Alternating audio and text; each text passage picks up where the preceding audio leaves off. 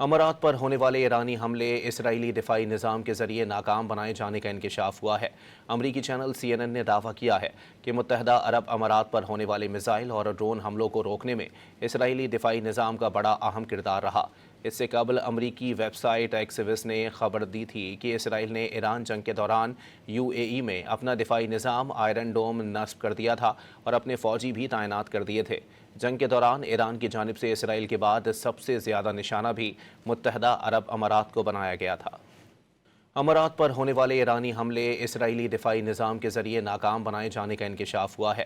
امریکی channel CNN نے دعویٰ کیا ہے کہ متحدہ عرب امارات پر ہونے والے میزائل اور ڈرون حملوں کو روکنے میں اسرائیلی دفاعی نظام کا بڑا اہم کردار رہا۔ اس سے قبل امریکی ویب سائٹ ایکسیوس نے خبر دی تھی کہ اسرائیل نے ایران جنگ کے دوران UAE میں اپنا دفاعی نظام آئرن ڈوم نصب کر دیا تھا اور اپنے فوجی بھی تعینات کر دیے تھے۔ جنگ کے دوران ایران کی جانب سے اسرائیل کے بعد سب سے زیادہ نشانہ بھی متحدہ عرب امارات کو بنایا گیا تھا۔